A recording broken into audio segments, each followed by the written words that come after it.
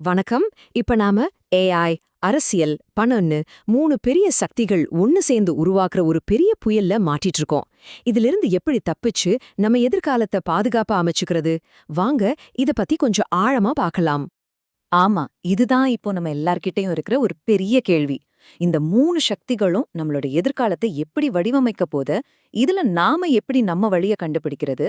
சரி வாங்க, ஒன்னொன்னா பார்க்கலாம். ஓகே, முதல்ல இந்த புயல்னு சொல்றமே அது நிஜத்துல எவ்வளோ பெருசுன்னு புரிஞ்சுக்கலாம். இது சும்மா ஒரு டெக்னாலஜி சேஞ்ச் மட்டும் இல்லனா அரசியல் குழப்பம் மட்டும் இல்ல. இந்த சக்திகள் எல்லாம் எப்படி ஒன்னோட ஒன்னு கலந்து நம்மள பாதிக்குதுன்னு பாப்போம்.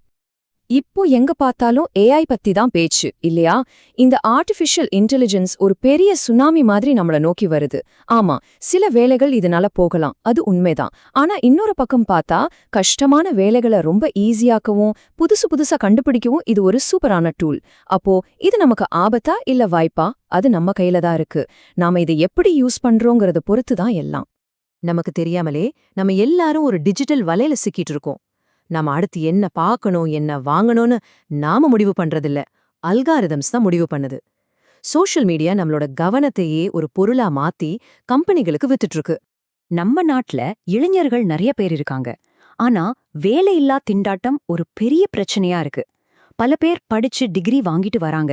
ஆனா இந்த டெக்னாலஜி உலகத்துக்கு தேவையான ஸ்கில்ஸ் அவங்க கிட்ட இல்ல. இதுதான் ஒரு கசப்பான உண்மை. சரி, இவ்ளோ பிரச்சனைகள் இருக்கு. இதிலிருந்து தப்பிக்க நமக்கு என்னதான் வழி? ஒரு 3 முக்கியமான கவசங்கள் நம்மகிட்ட இருந்தா போதும். 1, கிரிட்டிக்கல் திங்கிங். அதாவது வர நியூஸ் அப்படியே நம்பாம இது உண்மையா பொய்யான்னு யோசிக்கிறது. 2வது, எமோஷனல் இன்டெலிஜென்ஸ். மனுஷங்களோட உணர்வுகளை புரிஞ்சுக்கிறது. இதெல்லாம் எந்த ஏஐயாலையும் பண்ணவே முடியாது. 3வது, அடாப்டபிலிட்டி. ஏஐ மாதிரி புது டெக்னாலஜியை பார்த்து பயப்படாம அது ஒரு டூலா யூஸ் பண்ணி நம்ம ஸ்கில்ஸை வளர்த்துக்கிறது. இந்த 3ம் மட்டும் இருந்தா போதும், எந்த பெரிய சவாலையும் நம்ம ஈஸியா சமாளிக்கலாம். ஓகே, இந்த பெரிய விஷயங்களையெல்லாம் ஒரு தனி மனுஷனோட கதை மூலமா புரிஞ்சுக்க ட்ரை பண்ணலாம். இந்தியாவோட லாட்டரி கிங்னு சொல்லப்படுற சாண்டியாகோ மார்டின், அவரோட கதை பணத்துக்கும் பவருக்கும் இருக்கிற அந்த கனெக்ஷனை ரொம்ப தெளிவா நமக்கு காட்டும். அவரோட பயணம் ரொம்ப சிம்பிளா தான் ஆரம்பிச்சுது. 1980கள்ல ஒரு சின்ன லாட்டரி பிசினஸ். ஆனா பாருங்க, கொஞ்சம் கொஞ்சமா அது ஒரு பெரிய சாம்ராஜ்யமாவே வளர்ந்துருச்சு. லாட்டரி, அப்புறம் ரியல் எஸ்டேட், ஹோட்டல்ஸ்னு பிசினஸ பெருசாக்கி கடைசியில நாட்டோட அரசியல்லையே ஒரு முக்கியமான சக்தியா மாறிட்டார். இந்த நம்பரை பாருங்க, 1300 கோடி. அப்பப்பா, இதுதான் சாண்டியாகோ மார்டினோட கம்பெனி எலக்டோரல் பாண்ட்ஸ் மூலமா அரசியல் கட்சிகளுக்கு கொடுத்த மொத்த டொனேஷன். அவரோட அரசியல் செல்வாக்கு எந்த அளவுக்கு இருந்திருக்குன்னு இதை வச்சே புரிஞ்சுக்கலாம். இவ்ளோ பெரிய தொகையை எப்படி யாருக்கும் தெரியாம டொனேஷனா கொடுக்க முடிஞ்சது? அதுக்கு ஹெல்ப் பண்ணதுதான் இந்த எலக்டோரல் பாண்ட் ஸ்கீம். வாங்க, இந்த ஸ்கீம்னா என்னன்னு கொஞ்சம் டீட்டெயிலா பார்க்கலாம். ரொம்ப சிம்பிளா சொல்லணும்னா, எலக்டோரல் பாண்ட்ஸுங்கிறது யாரு பணம் கொடுக்கறாங்கன்னு பேரே சொல்லாம அரசியல் கட்சிகளுக்கு டொனேஷன் கொடுக்கறதுக்காக கொண்டு வந்த ஒரு வழி. அவ்வளவுதான். ஆனா இந்த ஸ்கீம்ல ஒரு பெரிய முரண்பாடு இருந்துச்சு. கவர்மெண்ட் என்ன சொன்னாங்கன்னா, டொனேஷன் கொடுக்கறவங்கள பாதுகாக்கிறதுக்காக இந்த ரகசியம் தேவைன்னு சொன்னாங்க. ஆனா மக்கள் என்ன கேட்டாங்க? யாருக்காக கவர்மெண்ட் முடிவெடுக்குதுன்னு தெரிஞ்சுக்கிறது எங்களோட உரிமை இல்லையா? இந்த டிரான்ஸ்பரன்சி இல்லாததான் பெரிய விவாதமா மாறுச்சு. சரி, அப்போ அந்த பணம்லாம் எங்க போச்சு?